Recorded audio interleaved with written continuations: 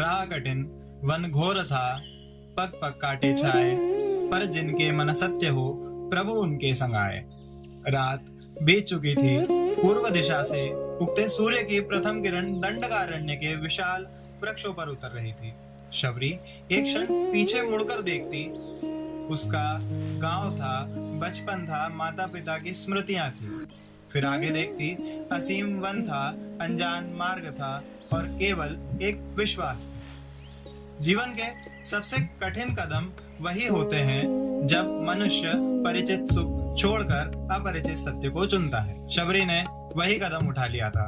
भूख लगती तो वन के फल खाए, प्यास लगी तो झरनों का निर्मल जल पिया, थक जाती तो वृक्षों की छाया में बैठ जाती और रात होते ही धरती ही उसका बिछौना बन जाती। वन में सिंह की गर्जना गूंजती, भेड़ियों की आवाजें सुनाई देती, पर उसके भीतर करुणा का दीप भय से अधिक उज्जवल था।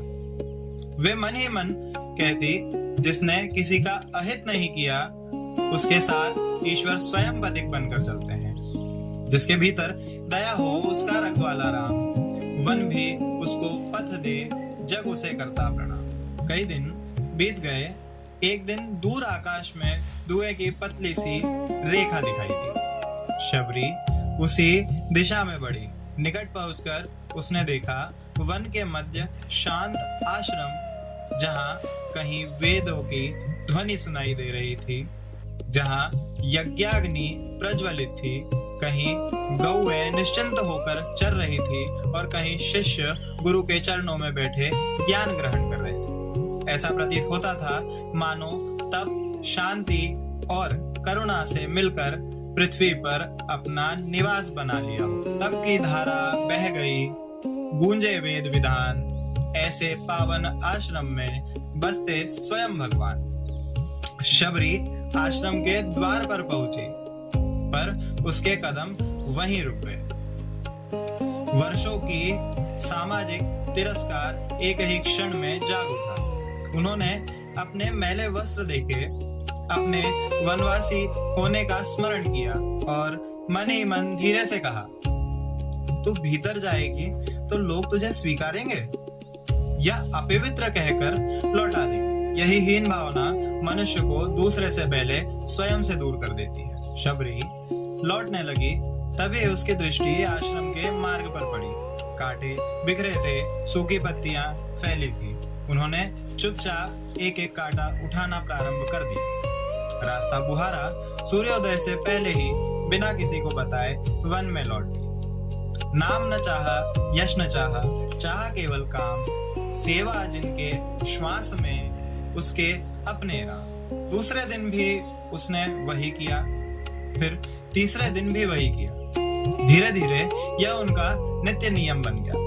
रात्रि के अंतिम प्रहर में आती, मार्ग साफ करती, आंगन बुहारती, घड़ों में जल भर देती, यज्ञ के लिए सूखी लकड़ियां रख जाती और बिना किसी को जगाए लौट जाती।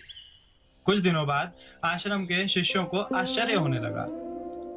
गुरुदेव, यह सेवा कौन करता है?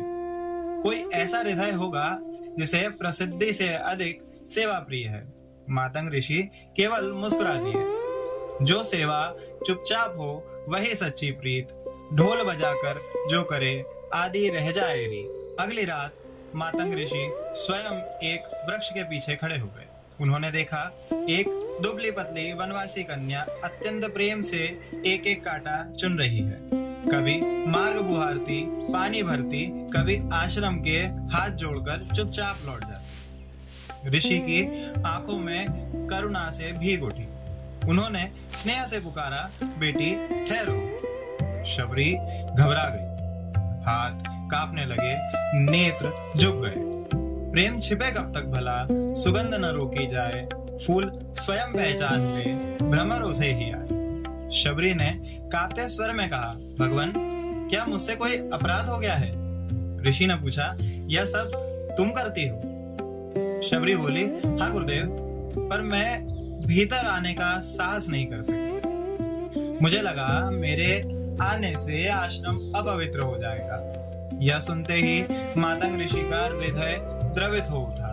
उन्होंने शबरी के सिर पर करुणा से हाथ रखा और कहा, बेटी, मनुष्य को महान उसका जन्म नहीं बनाता, उसका चरित्र बनाता है। शरीर की धूल जल से धुल जाती है, पर मन की निर्मलता ही ईश्वर का वास्तविक मंदिर है। इतना सुनकर शबरी फूट फूट कर रोने लगी। शायद जीवन में पहली बार किसी ने उसके वस्त्र नहीं, उसके हृदय को देखा था। जन्म नहीं पहचान है, पहचानो व्यवहार, निर्मल मन में बसता है जग का पालन। उसी दिन से शबरी आश्रम में रहने लगी। उन्होंने कभी ज्ञान का अधिकार नहीं मांगा, कभी ऊंचा आसन, ऊंचा सम्मान की इच्छा नहीं की।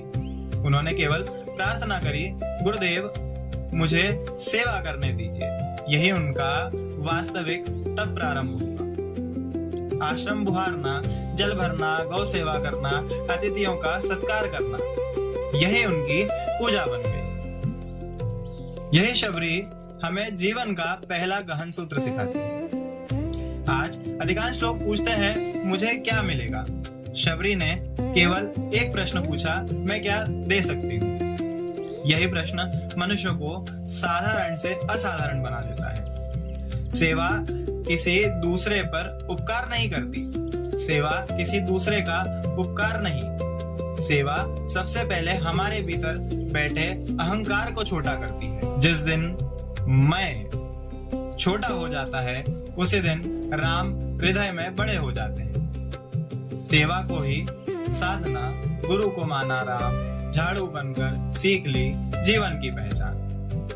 पर अभी शबरी की सबसे कठिन परीक्षा शेष है। गुरु मिलने से यात्रा समाप्त नहीं होती, वहीं से परीक्षा का युग आरंभ होता है। आज की कथा को हम यहीं विश्राम देते हैं। मिलते हैं अगले भाग में। जय श्री राम।